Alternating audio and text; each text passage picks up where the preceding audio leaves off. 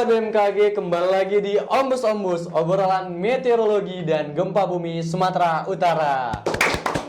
Oke, pada segmen kali ini kita akan membahas mengenai sekolah kedinasan nih, khususnya STMKG, Sekolah Tinggi Meteorologi, Klimatologi, dan Geofisika. Dan pada kesempatan kali ini, aku ditemanin oleh dua temanku yang berasal dari STMKG juga, yaitu ada Taruna tingkat 3 Ahmad Mejlan Yasir yang berasal dari Tanjung Balai, Sumatera Utara. Dan ada Nona Timur, yaitu ada Kak Patricia Farel Desantis yang berasal dari Nusa Tenggara Timur dan merupakan tingkat 3 juga. Bagaimana nih kabarnya kakak dan abang sekalian? Oke, terima kasih Riko. Halo teman-teman, puji Tuhan kabar saya baik. Mungkin rekan saya gimana kabarnya? Terima kasih. Halo teman-teman, kabar aku alhamdulillah baik. Kalau Bang Riko sendiri gimana nih kabarnya? Oke, kabar aku sendiri alhamdulillah juga baik. Oke, buat teman-teman yang ingin masuk kedinasan atau merupakan pejuang-pejuang sekolah kedinasan, boleh simak video berikut ini karena kita akan membahas tuntas mengenai STMKG ini sendiri. Dan disclaimer bahwasanya pembahasan ini mengenai pembahasan STMKG 2024 dan ke bawah karena PTB 2025 belum diumumkan terkait formasi dan hal-hal yang lebih detailnya lagi. Oke, langsung saja, apa sih STMKG ini sendiri menurut abang dan kakak? Oke, jadi STMKG ini adalah Sekolah Tinggi Meteorologi, Klimatologi, dan Geofisika, merupakan sebuah sekolah kedinasan di bawah Badan Meteorologi, Klimatologi, dan Geofisika gitu. Lanjutnya Kak? Nah, untuk STMKG sendiri kita juga tuh dipersiapkan untuk menjadi ASN.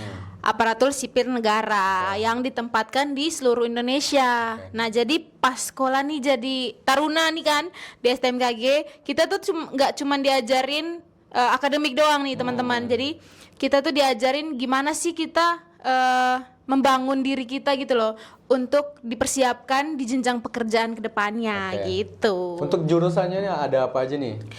Untuk jurusannya sendiri tuh ada 4 ya teman-teman. Ada meteorologi, klimatologi, geofisika, dan instrumentasi. Jadi di STMKG ini sendiri nggak hanya membahas mengenai pendidikan saja, tapi dilengkapi dengan hal-hal yang berkaitan dengan jenjang karir. Iya, betul. Oke, untuk persyaratannya sendiri apa aja nih? Persyaratan supaya kita bisa masuk ke STMKG ini sendiri. Oke, untuk persyaratannya tuh pastinya teman-teman harus warga negara Indonesia ya. Kemudian untuk umur itu minimalnya 16 tahun dan maksimalnya 23 tahun. Nah, untuk STMKG juga dia membuka jurusan SMA itu IPA, IPS atau bilang aja ya semua jurusan SMA itu dibuka. Kemudian ya betul, tanpa terkecuali. Dan juga dia nerima SMK nih teman-teman. Jadi untuk teman-teman yang SMK nggak usah berkecil hati karena STMKG tuh membuka peluang sebesar-besarnya untuk teman-teman daftar di STMKG. Kemudian hal yang paling sering jadi buat adik-adik atau teman-teman sekalian tuh pesimis nih. Tinggi badan, pasti kayak aku iya betul banget. Dan untuk di STMKG sendiri itu tinggi badannya untuk cowok 160 cm dan untuk cewek 155 cm teman-teman.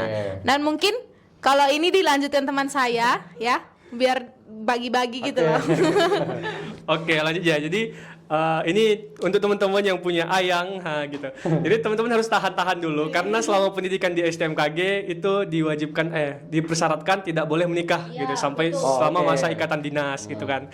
Nah, kemudian ada juga syarat bahwasanya taruna STMKG itu tidak boleh buta warna. Tidak boleh buta warna dan ada batas minus dan plus dari matanya begitu.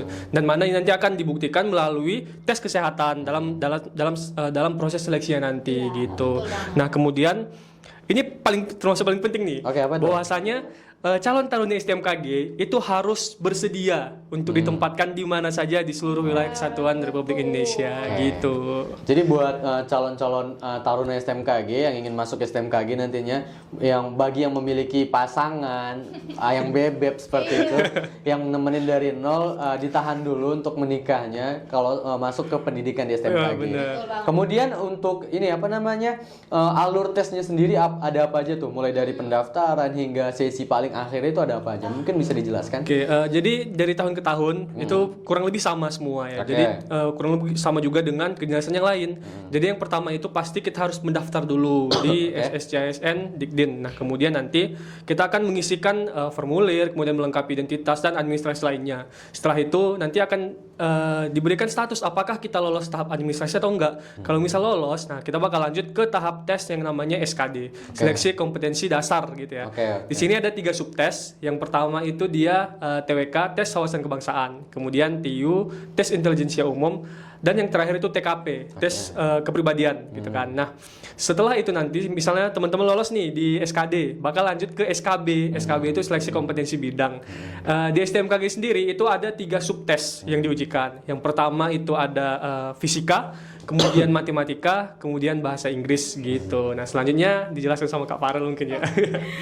Oke, baik. Tiba-tiba banget ya dilempar.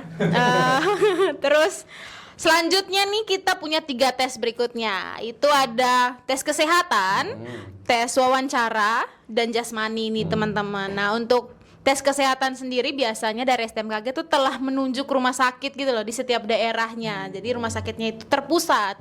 Nah, kemudian untuk jasmani itu kita pakai seleksi time Koper test ya, Koper test. Jadi jaraknya itu 2,5 ya. 2,4. Ya, 2,4 mohon maaf. 2,4 kilometer dan kita tuh berlari secepat-cepatnya gitu. Secepat-cepatnya menyelesaikan 2,4 itu. Tapi untuk jasmani sama wawancara itu biasanya dilaksanakan di 1 hari yang sama. Nah, ya, jadi teman-teman untuk 2 tes itu dilaksanakan bersamaan. Kemudian setelah itu kita akan menunggu hasilnya atau pantuhir. Jadi kita akan menunggu hasil kita lulus atau enggak ya gitu. Tapi untuk disclaimer juga untuk teman-teman, STMKG itu seleksinya pakai sistem gugur dari awal sampai akhir. Jadi buat teman-teman yang nggak masuk dalam beberapa list atau kuotanya itu teman-teman dinyatakan gugur. Jadi teman-teman harus menyiapkan diri sebaik mungkin lah untuk bersaing dengan teman-teman lainnya gitu. Jadi secara nggak langsung kalau aku rekap di sini bahwasanya dalam pelaksanaan tesnya ini dilaksanakan secara transparan dan terstruktur. Ya, betul. Jadi nggak ada jalur kanan, kiri, belakang, dan atas gitu ya? Nggak ada dong. Kalau setahu aku ada 2 jalur ya, reguler dan afirmasi. Nah, kebetulan Abang Yeser ini lewat melalui jalur reguler dan Kak Farel ini atau Kak Patricia ini berasal dari jalur afirmasi. Mungkin bisa dijelaskan apa sih bedanya reguler dan afirmasi ini sendiri? Mungkin dari reguler dulu ya, biar lebih terkerucut lah gitu. Oke, jadi kayak yang tadi aku jelasin di sebelumnya gitu kan, bahwasanya jalur reguler ini itu membuka untuk seluruh wilayah Kesatuan Republik Indonesia dari mulai Sabang sampai Merauke. Jadi teman-teman semua yang memenuhi syarat yang tadi saya sebutkan gitu kan sebelumnya kami sebutkan itu berhak untuk mendaftar melalui jalur reguler gitu dan bersedia untuk ditempatkan di mana saja gitu. Nah, kemudian kalau untuk yang afirmasi untuk yang afirmasi itu kebetulan untuk afirmasi dibuka untuk daerah yang 3T. Nah, kebetulan saya dari afirmasi Nusa Tenggara Timur. Jadi afirmasi itu punya syarat khusus nih untuk mencakup kalau dia tuh bisa dikatakan kuota afirmasi gitu. Terus untuk afirmasi sendiri dia itu ditempatkan di provinsi tersebut tapi bukan di asal daerah masing-masing. Tapi ada kemungkinan ditempatkan di asal daerah masing-masing tapi kecil kemungkinannya gitu. Kalau Abang Yeser sendiri pengen ditempatkan di mana nih? Kalau bicara pengen ya pasti pengen balik ke kampung. Pasti pengen balik ke kampung ke Sumatera Utara gitu. Cuma ya sebagaimana sudah kita janjikan gitu ya, sudah kita tanda tangani juga, sudah kita sepakati bersama dengan kampus, kita bersedia di mana saja. Dan menurut saya juga ini salah satu langkah kita gitu buat pengabdian kan, buat negara kita juga gitu. Jadi gitu ya teman-teman, ketika kita ada melaksanakan tes dan dinyatakan lolos, nanti kita akan melaksanakan penandatanganan bersedia ditempatkan di mana saja. Dan untuk afirmasi bakal kembali ke provinsinya. Jadi seperti itu ya Kak. Betul. Kemudian untuk hal yang sangat penting dan perlu disimak oleh teman-teman sekalian mengenai tips dan trik. Nah, bagaimana sih tips dan trik untuk bisa lolos ke STMKG ini sendiri?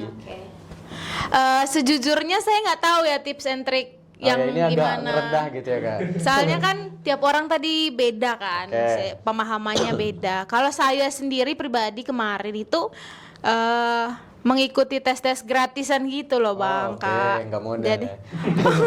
aku tesnya gratisan, di Google kan banyak soal tryout gitu kan. Jadi gratisan. Terus kalau untuk jasmani aku sering lari emang gitu. Terus ya selebihnya aku harus percaya diri dulu nih, aku bisa gitu loh. Kalau nggak percaya diri ya pesimis dulu, udah nggak mau ada yang dikerjain gitu. Mungkin kalau soal tips and trick nih teman saya lebih banyak gitu. Jadi ke teman saya aja dulu ya. Oke, jadi teman-teman percaya satu hal gitu, nggak ada satupun orang itu yang mungkin ya, kalau menurut pandangan aku sendiri itu tiap orang itu pasti beda-beda gitu. Kayak cara belajarku sama cara belajar Bang Riko itu pasti beda gitu kan. Pasti ada perbedaannya aja. Jadi teman-teman harus menemukan bagaimana metode yang paling tepat, paling cepat, paling sesuai dan kalian nyaman dengan metode itu gitu ya. Pastinya bukan cuma nyaman karena habis belajar tidur, itu bukan metode namanya ya. Enggak kayak gitu. Jadi teman-teman pokoknya harus mempersiapkan sebaik mungkin dan pastikan metode yang teman-teman gunakan itu benar-benar efektif untuk teman-teman. Itu yang pertama. Yang kedua, teman-teman jangan sampai lalai gitu sama apapun. Perhatikan tadi keseluruhan syaratnya, perhatikan apa saja tahap seleksinya, dan dipersiapkan untuk semuanya. Teman-teman harus rajin lah gitu, buat research, buat nyari tahu gitu. Oh ini yang aku kurangnya di mana ya? Aku butuh ditingkatkan yang mana ya gitu. Supaya nanti ketika teman-teman udah masuk tes segala macam, jangan sampai ada satupun halangan kecil bahkan yang teman-teman kelewat, sehingga malah yang kecil tadi ini yang bisa membuat teman-teman jadi gagal gitu Bang. Oke, jadi seperti itu teman-teman, bahwa setiap orang itu memiliki metodenya masing-masing sesuai dengan kenyamanan dan ketepatannya gitu. Bener. Jadi bisa dicontoh dari tips dan trik dari abang dan kakak ini, tapi ingat bahwa setiap orang itu punya fashionnya masing-masing, punya caranya masing-masing untuk menempuh bagaimana tujuan yang ingin dia capai seperti itu ya. Bener. Oke, untuk ini sendiri nih, apa benefit dari STMKG? Ketika kita telah masuk ke dalam STMKG, benefit apa saja yang bakal kita peroleh? Apakah masa otot yang lebih besar karena kita merupakan sekolah semi militer gitu dan berbasis taruna, kemudian atau hal-hal yang lainnya yang dapat dirasakan lah dari abang dan kakak ini sendiri? Oke teman-teman, saya pertama nyorotin juga ya masa otot gitu. Jadi ketarunaan di STMKG itu bertujuan untuk meningkatkan kedisiplinan teman-teman dan juga kebugaran fisik gitu. Jadi bukan yang kayak teman-teman dipaksa harus jadi berotot, enggak. Cuma ya teman-teman harus bugar dalam hal ini ya sehat gitu ya. Nah teman-teman bisa saja membantu masa otot karena di kampus kita juga ada gym gitu. Cuma itu salah satu benefit yang lain. Nah kemudian yang paling penting gitu teman-teman ketika berkuliah pasti memikirkan tentang biaya kan. Nah di STMKG itu semua free, 0 rupiah gitu. Jadi teman-teman benar-benar udah fokus belajar gitu, karena tidak ada lagi biaya yang kalian pikirkan gitu. Kemudian yang kedua ada benefit insentif gitu dari kampus, di mana teman-teman per bulan akan diberikan uang saku lah istilahnya ya, buat membantu akademis teman-teman sekalian gitu. Kemudian yang ketiga, teman-teman juga diberikan asrama selama teman-teman 1 tahun pertama di STMKG gitu. Mungkin saya ada yang kelewat, bisa ditambahkan Kak Patricia.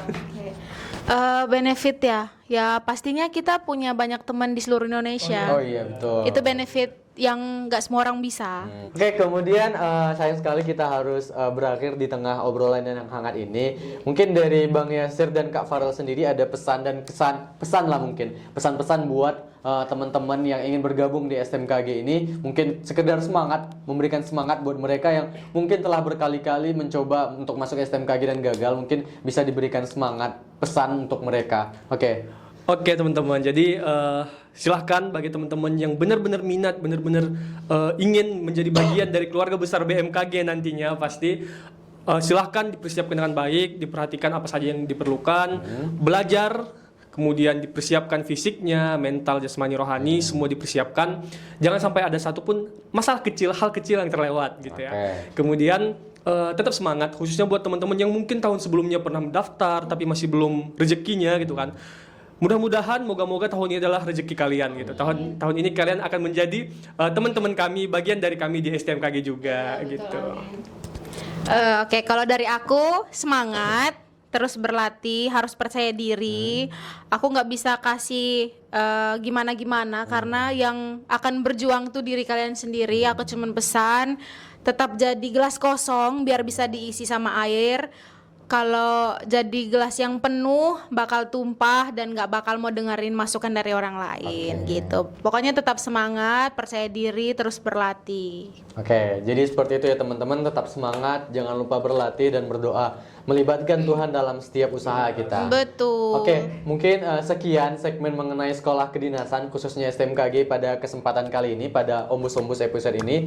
Sampai jumpa di Ombus-Ombus episode lainnya nantinya, akan ada segmen-segmen yang lebih seru. Dan buat teman-teman yang ingin bertanya, silahkan bertanya di kolom komentar nantinya. Ya, betul. Kemudian jangan lupa untuk selalu update dan mengecek STMKG official untuk akun Instagram resminya, karena banyak informasi yang teman-teman peroleh nanti di sananya atau web resmi dari STMKG sendiri.